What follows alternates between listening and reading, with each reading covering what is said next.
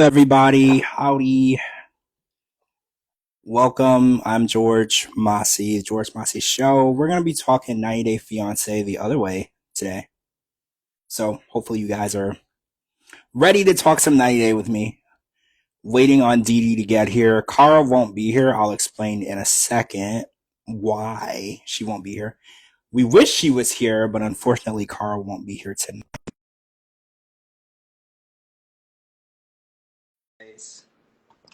I'm sweating. It's so hot today.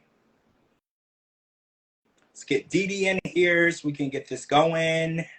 Hey, How are you? I'm doing good. How are you? Better than you. You had a hurricane. Like you look fine, but it's like you had a lot going on today and yesterday, right? Yeah, it got intense. I thought my house was going to blow away there for a couple times. So, That's really, really scary. Like that's crazy. I'm sorry. Um, Cara wanted to be here, but unfortunately, um, there's a large what do you call it? Uncontained fire near her. Not near her like that she's in danger, but it's near her that they turned off the power. So unfortunately, she can't she can't be here because there's no power and there's no internet. But she really wanted to be on tonight. So next week we're gonna have to revisit so we can get all of Cara's insight on what happened this week. But Dee Dee and I are gonna try to take it, and I'm sure we'll miss all of the stuff that Cara needed to add in because Cara has her own little twist on everything. But I want to talk about. Hold on, I want to start with who did I want to start with? I knew what I was doing, and then right at the last minute, I got a phone call and I forgot. Oh, Statler. So Statler was back this week, and she arrived in the UK, and she was not excited,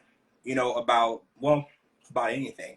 I wasn't gonna say about van life, but she also wasn't really excited to see Dempsey at all after 2 months. And is it me, or do you feel like Statler arrived already checked out of this? Like, I feel like she had already given up on this relationship before she got there, and I feel like she's just one of those people who has to follow through, right, with what she said she was going to do. And I feel like she showed up because her word is important to her, and she didn't want to be there. She actually is disgusted at the fact that she's even there, but I feel like she showed up.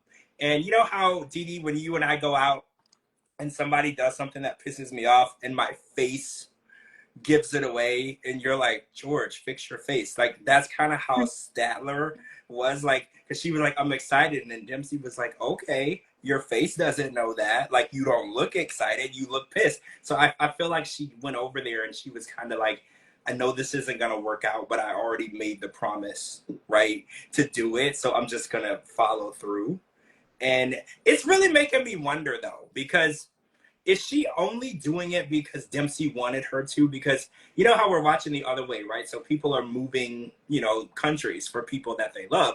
But is she only doing this because Dempsey wanted her to do it? Is this not? I was under the impression that this was a mutual decision, but the what more we watch this season, it sounds like Dempsey decided she wanted to live in a van and travel, and then Statler is the one funding it. Like that's kind of how Statler is telling us the story. So obviously there's two or three sides to this, right? Like we don't know everything that's going on behind the scenes, but I don't know. Like it just seems to me that Statler would be happier in Texas living the life that she was living before all this started. And it's like, in my opinion, break up before you sell your stuff or like sell your car or move or let your apartment go. Like there's no reason why you should throw away everything for somebody that you kind of like, kind of dislike, right? Like when she got there, it kind of looked like she was more irritated at her and the situation than she wanted to see her. After 2 months, like James and Tata, for instance, after a month and 10 days, they rented a hotel just so they could annoy each other. Right. So, I mean, how do you feel about Statler in this situation? I feel like she is definitely mentally checked out of, I don't know if it's just the trip or like living overseas or if it's like the whole relationship, but she's definitely not checked in, right? Well, if you want to go back just a little bit, whenever her and Dempsey first started dating, she had already made plans to move in with Dempsey without Dempsey even knowing.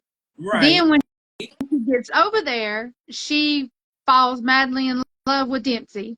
And then Dempsey finally gives in and tells her she can move in. I think is what it is. Statler was just in love with the fact that someone was actually in love with her, that she wasn't thinking before she agreed to all this. And I think it's starting to hit home that she had to sell everything. She's the only one that's going to be working. She's the only one that's going to be paying, um, for them to live. And then they're going to be living in a 20-foot van. I mean, Yeah. traveling all over the place. I mean, I don't think she realized what she was agreeing to until after it was too late. And now it's starting to, everything's starting to fall on top of her now. So she's like, wow, I should have, you know. Made better choices, Yeah. right? Hey Bessie, hey Bessie, my bestie is in here. Hey Kim. So yeah, I think my one tweet last night was, if uncertainty was a person, it was Statler, right? Like, she's Yeah. not standing on her decision. She doesn't stand on the decision she made. She can see that she made an awful, awful choice. And it's like, I get it. She's told us that being an adopted child, she always feels like she has to do a little more for people to love them. And, that's like that's a trauma response, because I won't understand what that's like. Being an adopted child, I'll never understand um, the emotional impact that has on you. But as an adult, she said that she feels like high geek in the kitchen. She feels that she has to go out of her way for the people that she's in a relationship with, in order for them to not leave. Because she was like, my own parents, the people that should have, that are obligated to love me, didn't. So she's like, well, I have to do whatever people expect of me in order to be in that relationship. And I think that Dempsey maybe possibly took advantage of that aspect of her trauma, I because think Dempsey Dempsey's did. super. I Yeah, really do. because I think she did. I think Dempsey's taking advantage of Statler, I mean, in any way she can, because, I mean, I've been watching Statler too, like on her lives and stuff. So, I mean, I'm starting to understand where Statler is coming from. And whenever they first come out, we thought that it was Statler and not Dempsey. But now watching it and listening to both sides of the story, I think it's more Dempsey than it is Statler. hmm. See, I want to believe that Dempsey is a decent person, right? But the way Statler tells the story, it really does make me feel like, huh, she knew that you went through that trauma as a child, being an adopted person. She knows that your past relationships, you were paying their rent, you were doing more stuff for them, and she might have taken advantage, because she was so excited. She's like, oh, are you ready for this van? And Statler like, no, like, this is all you. Like, none of this has anything in me written about it at all. She's like, this is all you. This is what's gonna make you happy. And Statler's just kind of along for the ride. And no, let's be real. Living in a tiny ass van with someone that you barely even, I don't know, Statler didn't even look like she liked her at this point. Like, she's so annoyed with everything that she did for her. But I will say this, no one put a weapon to Statler's head and told her that she had to do any of this stuff for anyone, right?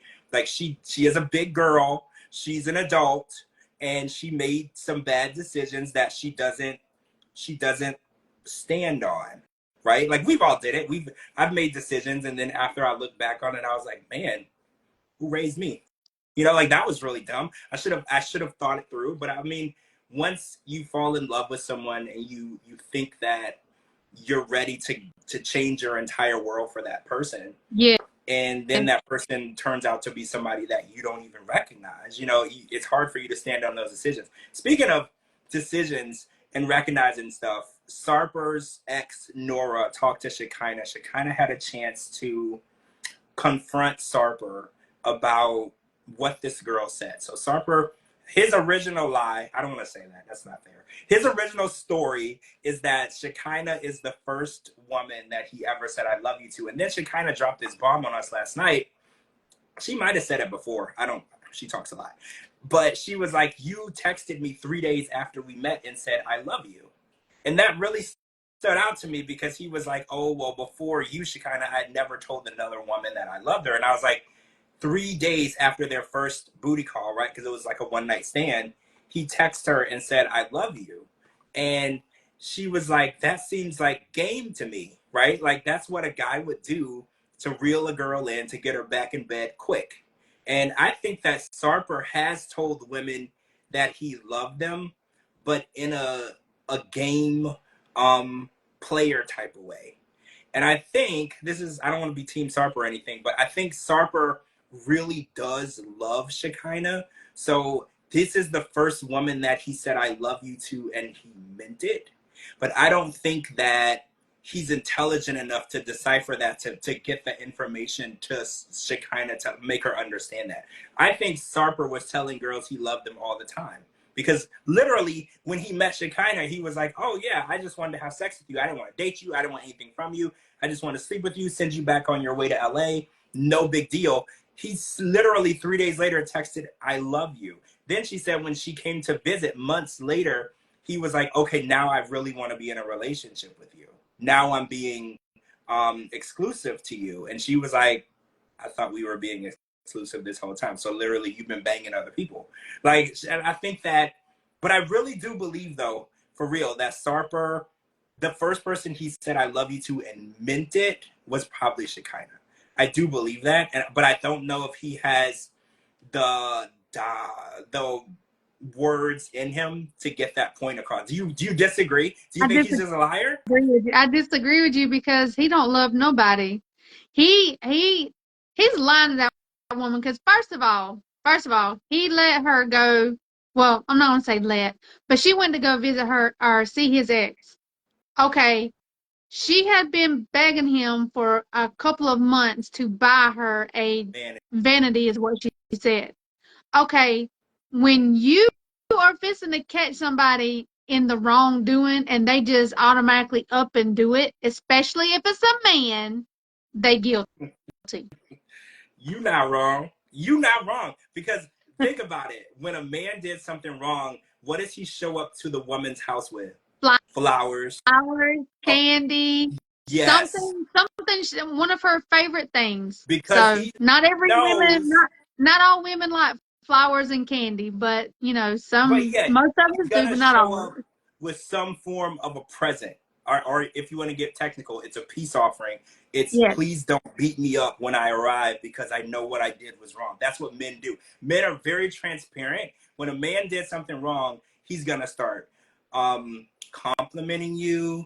He's gonna buy you something. He's gonna want to take you shopping. He's gonna things that you've been telling him for months. All of a sudden, he's booking that cruise that you were talking about. Like, because men know you were like, well, she knows that I screwed up. Now it's on me to fix it, right? And I feel like the look that he gave when she said Nora reached out, it was I stand on that. It was sheer terror, right? Like it was terror. Like it was you know how if you walk into a room and you think someone is dead, and then when you walk into the room, the person is standing in the room alive. That was the look that I felt like he gave when he saw that it was Nora, and I was like, so what you did to her? Because I was like, so why are you so nervous? But then he did admit in the confessional, he was like, the old me, I didn't care, how anyone felt. I did what I wanted to do. I didn't care about their feelings. And I was like, well, you got to own that. Like your past can come back to haunt you. If you treated every woman that you encounter like she didn't matter, there is a possibility that some of these women are angry, pissed, bitter, unhappy, sick of your shit. So when you posted, and it's funny because he would not post Shekinah for like a whole year. And he knew when he posted it, all the women that he treated like garbage were going to be like, oh, Mm-hmm. so now you're ready to settle down after you ghosted me and like 500 other people. So it's only fair that these women are able, to bash him, right? Like, I feel like if you treat somebody like they're garbage, it's only fair that when you're ready to settle down, they treat you the same way, right? Like, I feel like he thinks that they're not entitled to their feelings and they're not entitled to tell Shekinah what happened. Not that I think it matters. I think Shekinah is going to be with him regardless, right? Like, I don't think Shekinah is like the sharpest tool in the tool shed.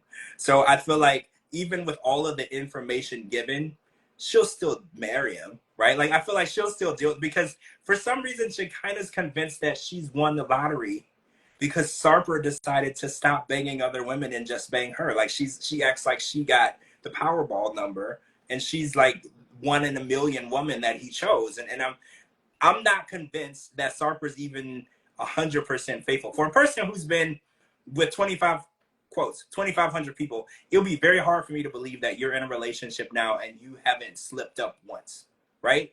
Like We that's like all know, saying, we all know whenever she's in the United States with her daughter that he is out doing whatever it is Sarper does. And if she was as smart as she claims to be, whenever she told him about Nora, however you pronounce her name, his mouth dropped to the floor. He turned mhm. as white as a ghost. His facial expression by herself told on him. She didn't just by that, she didn't even have to go see her. He told on himself right then and there.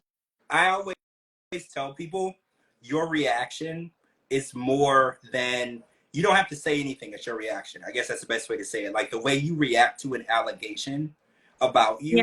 you, it they don't need to run a background or ask around. It's your initial reaction to something that someone says that you did is going to give you away. It's so transparent, you know. And I mean, there are people who can lie without flinching, right? There are people who are able to play it off and make it seem like they're telling you the truth. They don't seem to react, but so, he reacted like, oh crap. Like of all, because it seemed like of all the women, that was like the one he didn't want her to talk to, because he was like, she could have talked to anybody. Why does it have to be Nora? You know, like why does it have to be her? And she didn't even say, like, let me be 100% here. She didn't even say anything really, really terrible. In my opinion, I thought things were gonna be way worse. Right when she met with her, I thought it was gonna be like he's verbally abusive or he does it. Like I thought it was gonna be really bad. She didn't say any of that. She just said that he's a liar and he ghosted her. Instead of being a real man and breaking up with her, he just stopped calling her. But he admitted that. He was like, I just cut off all communication. You know, if things get too serious, I just cut off all communication. I was like, but you expect love to come your way. You expect karma is not going to find you and knock on your door and ask you where you've been. You know, like Nora is karma.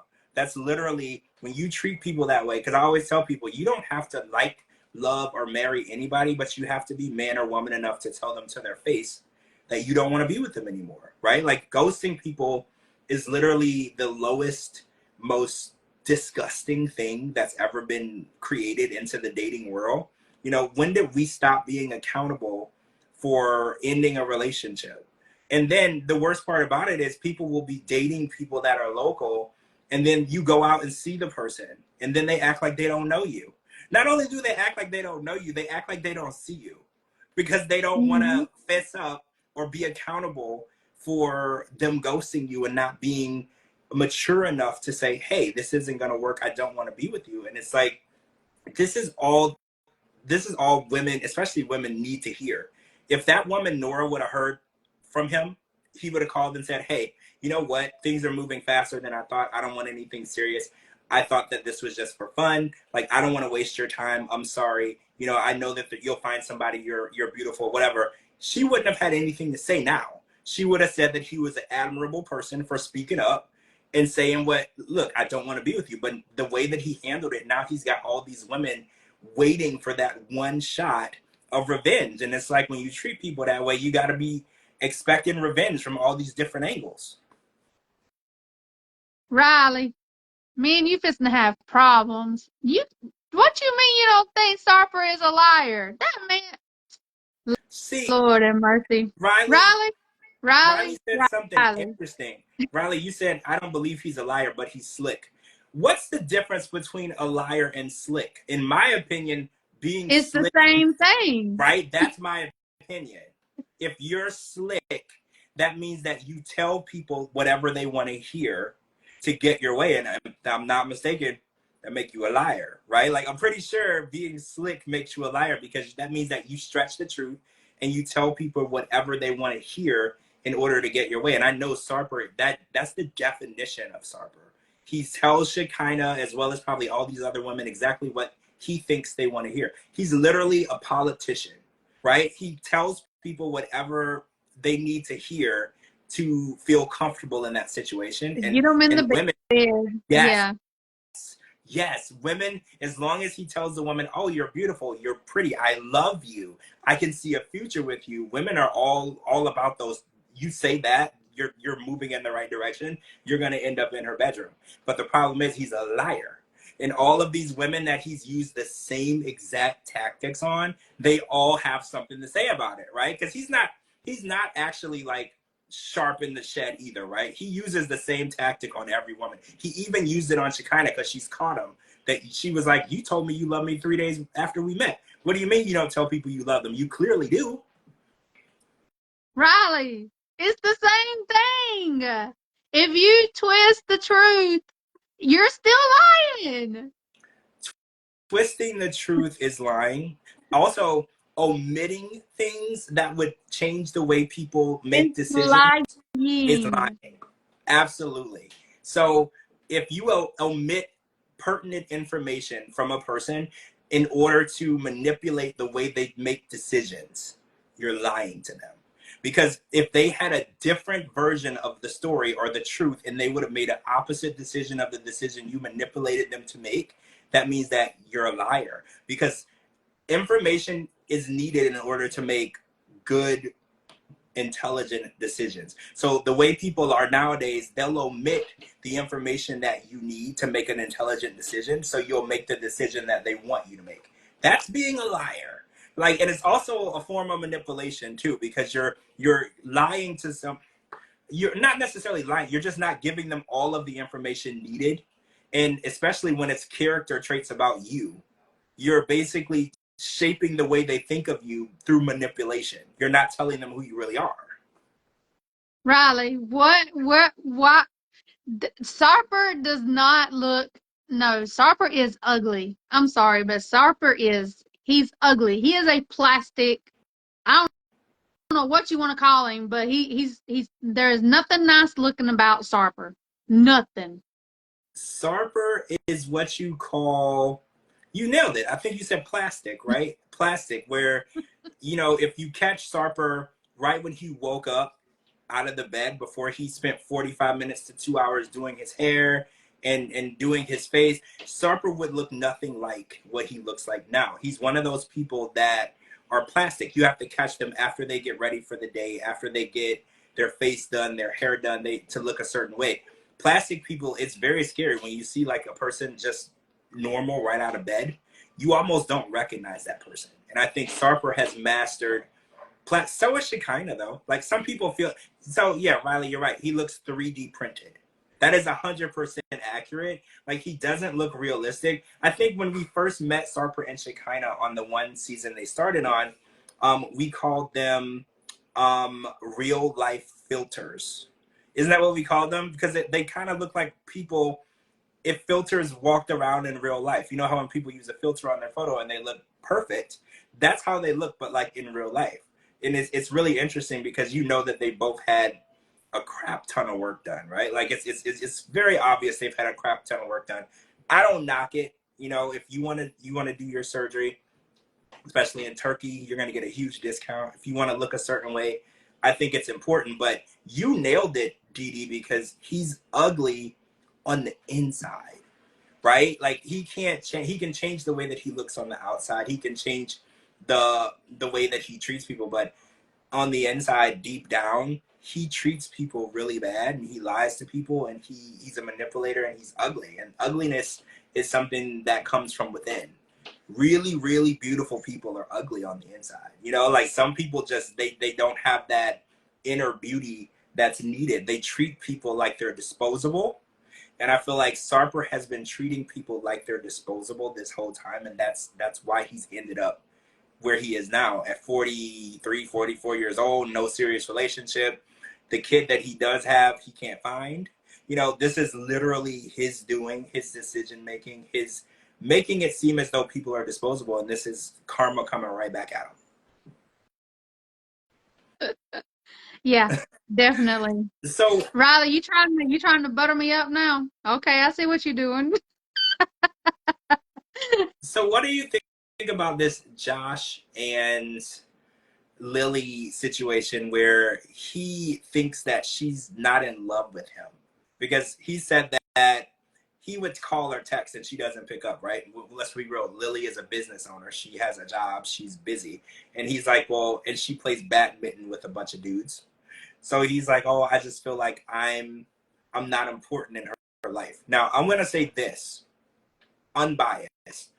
I would feel a little insecure because Lily is a independent woman who doesn't need a man whatsoever. She can take care of herself. Her happiness comes from herself. Her income comes from herself. Her house has an elevator in it. You know, like I would also feel a little insecure, like, well, what am I bringing to the table? So in that aspect, I can understand the insecurity. I would feel insecure because men, being simple beings that we are, we need to feel that we are bringing something important to the table. And usually in a relationship, men want to be the provider, because when you're the provider, you're the highest of the hierarchy, right? Because housing, feeding, taking care of people is the most, doesn't get any higher than that. You're literally the highest in the hierarchy. You can make decisions. People tend to conform to what you say. They what's the word, they kind of obey you, right? Like when you make those decisions. So I understand why he feels like, well, what am I gonna bring to that table? Because who's to say she doesn't wake up one day and says, hey, I want to date somebody else? She can do that. She's rich. She doesn't have no kids. You know, like she has her own. She doesn't, there's no reason to keep him around. And it makes me think about it from a different aspect, because men look at it as a way to being insecure. But imagine the woman in that situation, like the woman who she's staying home, taking care of kids, cooking, cleaning, not working. Then she feels that she has to need to make herself more desirable to the man, to make sure that he doesn't just wake up one day and say, hey, I'll just start a new family. You know, like imagine how that makes a woman feel. So it kind of made me look at it from two different aspects. So I was like, I get it, because men, the only thing men really need to feel secure is to be needed for something, right? You got to be needed for something. Like, just like women, they like to feel loved. They need acknowledgement of love. They need reassurance. Men are even simpler than that. Like, men just want to be needed for some reason in that woman's life, and that's all he needs. He's super secure in that. But he doesn't have that. She doesn't need him at all. She's been, at her age, she's been totally happy and fine without a husband. So I kind of understood it. So, I mean, how do you feel? Do you feel like he should be insecure, or do you feel like he should just, you know, he should deal with the fact that she's independent and learn how to live with a woman who can take care of herself? He needs to put on his grown up pants and just get used to the woman that he married is a very independent woman. Yeah. I mean, Because yeah, he could have. these days we were just talking about this. Was it Sunday night? This day and time, a woman don't need a man. If a woman is with a man, it's because we want to be with them. It's not because we need them. And a lot of men, that what's the word I'm looking for? They're not the alpha and the omega anymore. So, and that right there hits them where it hurts. I'm trying to explain it, but I don't know how to explain it. No, I understand. I understand. Men need to feel like they're the dominant the dominant power in that relationship. And now, like you said, 2024, you know, a woman, well, let's put it back to the 1950s. A woman would move out of her mom's house and dad's house into a man's house when they got married. And she depended on that security from a man. In 2024, men are moving out of their parents' house into a woman's house because she's more secure than he is, right? Like that's kind of the shift that we're living in now. Like we don't really see independent men as much as we see independent women. Like we've shifted a lot, and I think that, you know, for men, they don't really know where they stand in the relationship. They don't know their purpose. You know, men need a purpose, and usually it's paying the mortgage, it's buying groceries, it's you know, back in the 50s, a man would give a woman an allowance. You know, this is how far we've come, right? And now women are giving men allowances, right? And I think that this whole situation with Josh, it would be an interesting shift for me, because, you know, I like to have my own and do for myself. But like I told y'all, if there's a Lily who wants to slide into my DMs and move me into her house that has an elevator, I would like to hear from you. Like, I'm not saying I couldn't conform to that. I feel like I definitely would like to be the prince of the castle, right? Like, I'm not against it, Well, but I mean, if you, first of all, thank you, Mark. Thank you very much. It got interesting. I'll just put it that way. I'll text you later. Um, but first of all, if you're gonna be a kept man, then why are you gonna be crying? I mean, why are you gonna cry if you're being a kept man? because it's being a kept man is scary. Just like being a trophy wife is scary. Haven't you heard the term where he trades her in for a newer model? Like, I feel like it still applies even for the kept men. What if she decides that, 44 is too old for a kept man? She wants to do 34. That's scary, right? Like, if you don't have a job, you don't have an income, you're depending on every single aspect of your life from this person, and this person can wake up one day and just decide, I'm good. I don't need you anymore. Because literally, this is the position she's in. She doesn't need anybody. I've seen her house. She doesn't need anybody, right? Like, she could definitely wake up one day and just decide, I'm gonna be single, or I'm gonna try dating a 22-year-old, right? Like, this is literally what women, trophy wives, fear every day, right? Like, that's just that fear. Where that's why I think it's best for relationships to have a balance.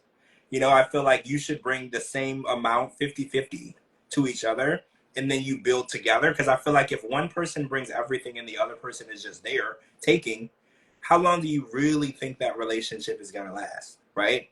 From both sides. Like, I feel like if there isn't any compatibility and like equality between the two of you, I really don't feel like it's going to happen. No, Well, Sam Bunny, he said that he sold his house and he got a little money, and he did try to help with the wedding suits, like the clothes for the wedding. But yeah, it seems like she's broke and he's broke. So yeah, that's my whole thing too. It's like, how long is that relationship gonna work? He can't work. if he sold his house and he's already broke after helping with the wedding, then he didn't sell his house. He sold a bedroom or something. I Well, mean, because they're only inviting 30 people. Like, maybe he sold his house right after he bought it. Like, I know, like, if you buy a house, I think you probably shouldn't sell within the first like 10 years of your mortgage, because you'll probably be really close to being upside down. So maybe he bought it and then within like a few 4 or 5 years sold it. So then he only got like maybe 10,000 after he paid off the loan. That's my. I don't know him though. I could be 100% wrong. Maybe I'm wrong, and he just didn't make very much money off the house. I don't know, but I know that when you sell a house quickly after you buy it, because they're adding in your interest into that mortgage. So when you sell it, you're gonna owe more than originally what your mortgage was. So you're not gonna have like a big amount left over. that don't make no sense. Their relationship don't even make no sense to me, to be honest with you. It don't. I don't. I don't get the attraction. Like, I don't understand what attracted her to him. Like, I don't understand it. I don't understand her. I don't understand her personality yet. I've been trying to like get to know her a little better throughout the episodes.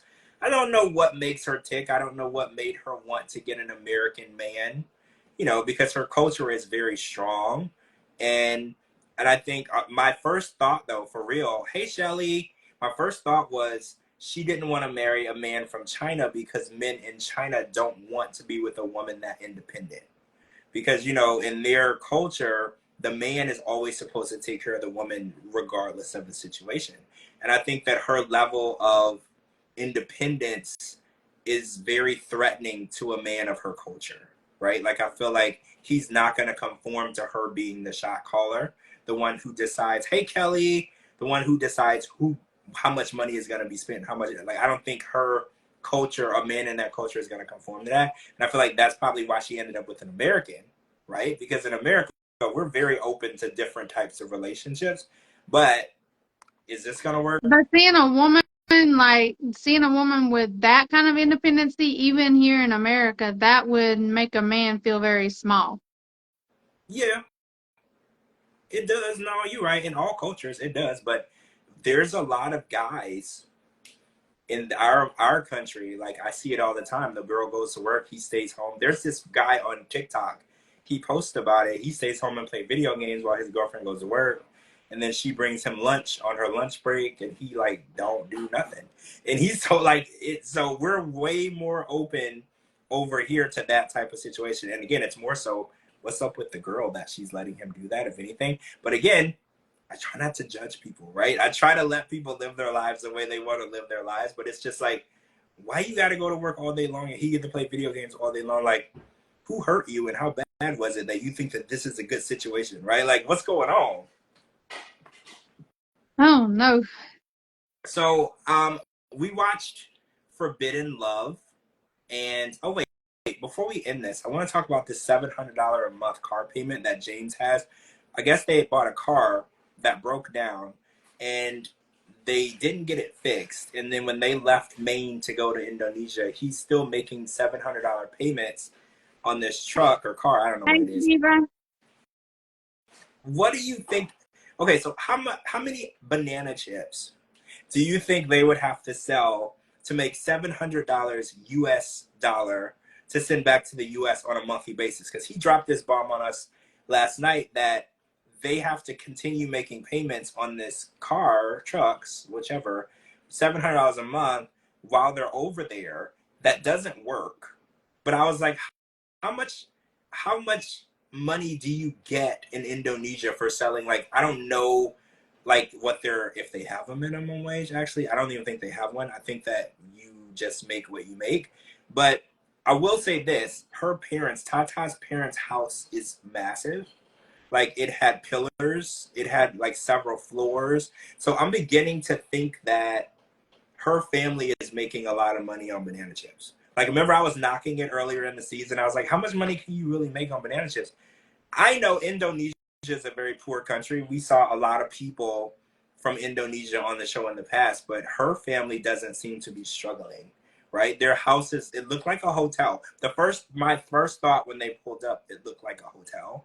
And I was like, whoa, these people, this is why she wanted to move back. The life that she was living in Indonesia. Because, you know, the first thing that I thought of was, why would you want to leave the U.S. to go back to Indonesia? Usually you struggle in Indonesia. They're not struggling in Indonesia, like, at all. Like, they are definitely, they're living good. But have you noticed in these other countries, especially European countries, there's always insects and bugs in the house? What's up with that?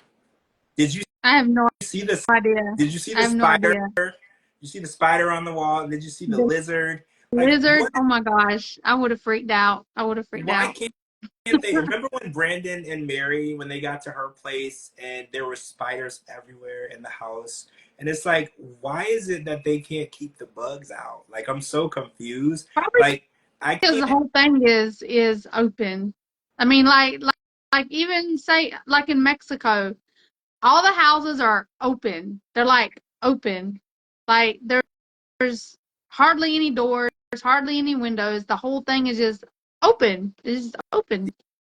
I can't do the open. Oh, it has to do with the climate. Yeah, they're not your. Oh, they're not your usual Indonesian folks. Well, exactly. They have a lot of money, but the downstairs did look like a store. It did look like a storefront, and I think maybe they're selling banana chips out of the storefront. Like, I don't know, but they're doing really good. So it crossed my mind though, because I was like, how much?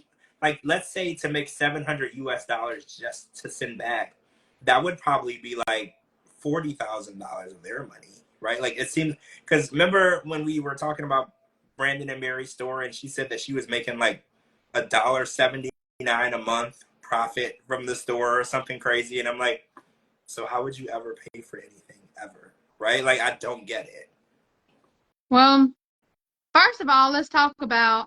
He said he wanted to go over there with $10,000, Yes, but he spent $8,000 to fix his car that he's still paying on. right. So he The had math no ain't money when he came over, mathing. The math ain't mathing. and What happened to your car that you had to spend $8,000 to get it fixed? the most I ever spent to get a car fixed was like 3,000 something, and I had to replace like a transmission. Like, it was like something very, very major. The only reason why I did it, I really loved the car, and it was paid off. And looking back, I should have junked it. You know, I shouldn't have never done that. That was stupid. I could have purchased a whole car for what I did, but I wanted to keep that car because it had like sentimental value to me. But then, like, probably a few years later, then the whole engine went out, and then I was just like, oh shit.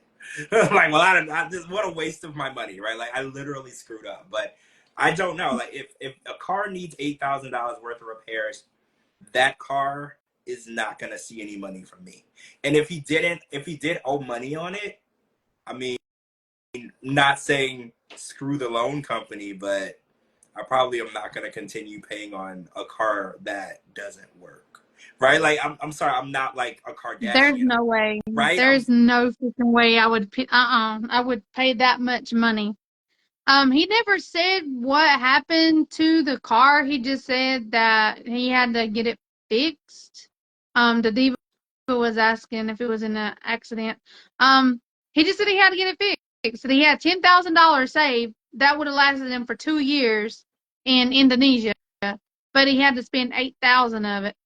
Either he's lying or something else happened to that $8,000 because why would you want to pay $8,000 on a car that you're still paying on? And then That's another car, you're gonna have to right? turn around Yeah. and pay $700 a month out of the 2,000 you went over there on. Yeah. The math ain't mathing. I He don't. lying about something. Yeah, you're probably right. I don't. When I learned from Judge Judy, if something doesn't make sense, it's usually not true, right? That's usually the consensus that I got from Judge Judy. She was like, if you tell me a story, it don't make sense, probably ain't true, because you're if you tell it to me and it doesn't make sense, you're probably making it up, and if you had to make it up, you're lying. So it's not gonna be a realistic story. Oh, so I want to talk about this Forbidden Love episode real quick. So we were watching Elmer and Lindsay, who's pregnant, by the way, and she put parental controls on Elmer's phone because not Amish. He was Amish, and now he's no longer Amish. And apparently, being an Amish male, they have a lot of struggle with technology, pornography, and staying faithful, I guess, as part of their, because they were very deprived of normal things. Like, and I guess he said when he was 18 years old is when he realized that sex existed. I can't even imagine, right? Like, I was raised deep, deep, deep in the church, and I knew about it way before that, right? Like, I was very surprised. But I wanted to get your opinion on parental controls on your husband or boyfriend. Like, if you had to take away his privileges on his phone, is that relationship worth staying in? Like, No, no, I'm not gonna be with anybody. I don't care how long I've been in the relationship. I don't care how much I care for them. If I've got to put parental control on your stuff, it's over. We well, done. he will continually lie to her face, right? Because she'll keep asking him, are you watching pornography? He'll continually lie. And excuse me, he said that lying is a normal part of his response because in the Amish church, anything that you did could get you shunned or, thrown out of the church. So they just lie about everything. Do you think that that's an excuse though? Like, is it an excuse? Because he's not really Amish anymore. Is it an excuse to just look at your wife in the face and lie to her and then just say, oh, it's my religion? Yes, he's just using that. So I guess so she'll be like more lenient. Like their friend, how his wife is lenient or was lenient on him. If you have to keep asking your partner, whether it's a man or a woman, to keep to not do something, you have to keep asking them over and over and over again, then they don't respect you. They don't, you know what I'm saying? You about to just call it quits. Because if you have to ask them to do something more than one time, it ain't even worth the fight for. Well, she already pregnant. So I get, because she's like, well, it's too late now. I'm pregnant. I'm like, well, Well, she you're probably, did say she wasn't scared to be a single mom, so. she did. Because I was going to say, you're probably going to be a single mom. Because if he's not ready to give up porn, how is he going to be ready to be a father? Like, because being a father, you have to be ready to sacrifice, compromise. A lot of people say the day your child is born, you turn into a different person. You have to kind of retire the person you used to be, and everything has to be about, you know, that child, that family that you're building. And I just don't think he's ready. And again, he's pretty young. You know, she picked a younger guy. He's a lot younger than she is, and I think that that plays a role in it as well. It's not just that he used to be Amish. I think that, you know, for his age, he's just discovering sex, and now he's married. You know, and I always used to say, like, if you are in a bad relationship or you're in a bad marriage, the first thing you should do is go out and explore. You should explore your options. Don't go from, and like in his instance, don't go from not knowing sex existed to being married. You know, like go out and do a lot of stuff, right? Like I need you to experience everything. So when you do try to settle down, you don't feel like you're missing out. You know, that FOMO feeling where he's like, oh, well, I just, you know, got her pregnant. Now I'm married. Now I don't know if I could have ended up with someone else. I could have dated around. You know, like I don't understand why people are so quick to jump into things when they haven't explored anything. You know, like especially if you've never been in a serious relationship, your first serious relationship shouldn't be a marriage. Your first serious relationship should probably be a one night stand, right? Like you should try something first. You don't even know if you like it. You know, like you don't Yep. even know if you like marriage, Try all right? the flavors of the Kool-Aid. Right? Exactly. You don't even know if you like being married because you've never done anything. Like, I wouldn't go to a restaurant and order octopus and like I would eat it off of somebody else's plate first, right? Like I would be like, let me taste that real quick. Let me see if I actually want that. Like you have to go and try all types of different things before you actually commit to one thing for the rest of your life. And I mean, I know marriage isn't forever anymore, but it's like don't go committing to people and stuff when you're not even sure if you like it. Like marriage is something that you should talk to people about. Like get examples from people and research. Like I feel like people are getting married just because maybe their religion wants them to, or maybe because their parents got married early. And it's like that's a bad decision in itself. Like you should experience things on your own. Don't just do it because other people did it first. He got his first vagina and lost it, then found porn. Wait, how did he lose it? She's still there. She's actually, she said that he sits in his truck and watches porn and doesn't come in the house. Like, actually, he found the first one and he's neglecting it, right? Like, it's even worse. Like, you would think he would be obsessed with her more than he's obsessed with the phone because it's a real living one right in front of him, right? And it's like he's more obsessed with the Yeah, fantasy of because she watching, says that she has to beg him to have sex with her. which is crazy for somebody who only learned about sex when he was 18 and he's no longer interested in it because, and I think that this is a good definition of addiction to porn. Remember we were talking about that with Gino, and I was like, I don't think he's really addicted. I don't think Gino is addicted to porn. I think Gino is just sick of Jasmine's shit. Like I think this situation, he's really addicted to porn, and he has no real expectation of real life intimacy because he's so into the addiction. I think this is a true display of that. Yeah, Donna yeah. Donna say he's missing the sheep. I really hope that he was not, but they made it very clear, and so did his friend, that they there's relations with animals, and that is so disturbing. Like I don't even know what to Very say. disturbing. Yeah, it's kind of scary. But wait, who else was on this week? On Forbidden Love. I'm still learning their names because I'm still trying to. I mean, I like it, but I'm not really paying attention. The one that her sister called her husband a terrorist. They were on there, Yes, they were on. I believe his name is Mohammed. I can't and the remember. other one that she's supposed to be converted into a Jew.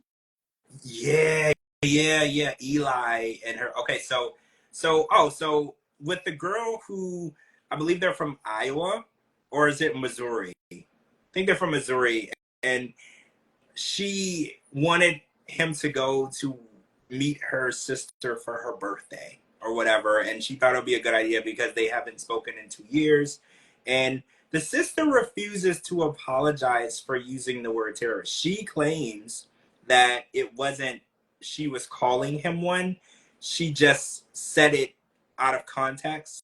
Like I don't remember how she said it, but she refused to She refused to apologize. How do you feel? Do you feel like she owes him an apology? Because he feels like she owes him an apology for using that word. Do you feel like calling anyone of that religion is that word is completely unacceptable? Do you feel like it was just it's like calling someone out of their name or calling a racial slur? Like, how do you feel about that? Yes, she owes him an apology. I mean, just because each culture is different. Each culture is different. Each culture, whether you're American, you're from another country, each culture has their own flaws. And just because you're of that culture doesn't mean that you're the same as what your culture does. So why are you going to call somebody, like in this case, why did she call him a terrorist? Yeah, he's done nothing to lead anyone to believe that he would engage in any type of terroristic behavior, right? Like he's done nothing. She just did it based on the fact that he is a Muslim. And I think that Exactly. it's so terrible because generalization of cultures is something that we are so guilty of in the world. Like we look at one person of one culture and people want to characterize that one person as the whole culture. And I understand that their lack of understanding of the Muslim religion, I think it's playing a big part in this because he used the word obey. And you know how, oh my gosh, remember when Angela heard the word obey? Like Americans do not respond well to the word she needs to obey her husband, to that terminology. But I think that in their culture, a woman has to obey her husband. Like that's part of the religious part of their culture. And like he said, for instance, she's not ever allowed to walk out of the house half naked. Most men in America would agree with him, right? But since he's a Muslim, they look at it as he's controlling her. And it's like, I know that it's hard for Americans to look at it that way because we're at a point now where we're allowing, and we should have always been allowing, women to express themselves however they want to dress, however they want to look, however they want to carry themselves. We're no longer telling women that they have to cover up or they have to carry themselves a certain way. Like we're to the point now where women are allowed to just express themselves in whatever way that they want. So hearing those type of practices, it almost seems like, oh well, he's just trying to control her. He's trying to make her property, or he's taking ownership of her. I understand the concern, but she's married and she's happy, and if she wanted to leave, she had every opportunity to leave. Like she could get on. He said that he would send her back home to see her sister alone all the time. So if she wanted to get out of this relationship, she could have just got on the plane to go back to her family and never came back. So she's clearly not in danger, right? Like if she had every opportunity to leave. When he always avoided seeing her family up until this time where they went out together, and he wore the full Muslim man attire, which she thinks was a really bad idea because she was like, I think that was a bad idea because when you're walking into a small town, especially like they said, it's nothing but, how can I say, American people, white people. I mean, in like little small towns like that, the majority of them are going to be racist. The well, majority of them. because they don't even. So when you're walking in there dressed in a, I think they call it a throbe. If dressed in a throbe with the hairpiece and everything, that right there, I mean, it's a wonder that it didn't start, some problems in the restaurant. I mean, that was a little bit over the top. He shouldn't have did that. And I don't think he controls her. I think if anybody does any of the controlling, she seems more like she's controlling him. Also, Because I mean, when she whenever like he didn't even want to have to go to her sisters. Okay, well, she pretty much put down an ultimatum oh, for him to go. oh, yeah, right, you're right. His initial response was, I don't ever want to be in contact with your sister ever again. You're right. And then all of a sudden, he's on an airplane and they're in front of her sister. So you're right. If anything, she's the one making him conform to what she wants. Because if I don't want to see somebody, trust me, we're not going to be in the same place. You can't pay me. There's not enough money in the world for me to be around people that do not like me. You know, like I have no interest. And I also have no interest in trying to convince people to like me.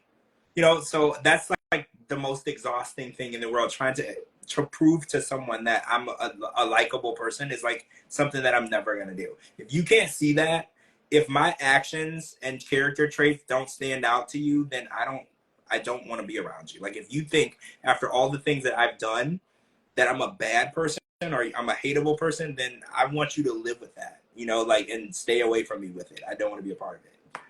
Well, like I always say, your perception of me is none of my business. Exactly. It's like if people don't like you, you don't like you, you know, and you don't like me, and the last person who cares is me, right? Wait, so what? E. Scott George collab is off the table. Absolutely off the table. Most Yeah, absolutely. But definitely. I'm George knows I would show up at his, I know where he lives, okay? I would show up at his house and we would have problems, okay? I'm still waiting on my apology. Like I'm still waiting on my apology. I sound like her sister on the show, right? I sound like Muhammad on the show. I'm still waiting on my apology. I didn't get it yet, so I'm not like I don't hold grudges. No, I lied. I do. I lied. I'm sorry, y'all. I lied. I do. I hold grudges. So if he was to apologize, then there's like a 14% chance I might forgive him. Like 13 or 14%. That's it. Zero Like it's very low. chance, George. Zero chance. Zero chance. It's very, Don't very low. make me go But to Florida, George. no, I mean, I highly doubt that he would even apologize. I think that accountability is something that he lacks. So I'm not even waiting on that. I feel like that'll never happen. So, oh, Stab Bunny says 2%. Okay, let's go with 2% chance. 2% chance. That's good, right? Isn't that like condoms? 2%. That's pretty low percentage, right? Like, let's stick with the lowest of the low. All right, so we're gonna wrap up. We're gonna come back Sunday, hopefully, right? Because there's been a lot of weird, strange Mother Nature issues, but hopefully all of us will be back. Me, Dee Dee, and Cara on Sunday, so we can talk about the other way, part 3 of the Tell All, No Limits, Happily Ever After. We're getting more into the Angela and Michael saga. There's going to be a private investigator who is going to release some info, supposedly, about Michael. Also, Michael announced he's not suing Angela. The rumors are not true, in case y'all were wondering. He is not suing her. But we're going to come back and talk about that. And then Monday, fingers crossed, everything goes well. We'll be back to talk about The Other Way, Forbidden Love, with all 3 of us back together. Thanks for joining us tonight. Make sure you're following Dee Dee. I'm going to tag her in this video. So if you're not following her, you should be. And make sure you're following me on all social media platforms at George Mossey, georgemossey.com. Anywhere you get your podcast, type in The George Mossey Show. See you guys. Yes, I'm looking forward to Sunday as well. More drama. I'm all for the drama. All right, guys. Everybody have a good night. We'll talk to you really soon. Bye. Bye.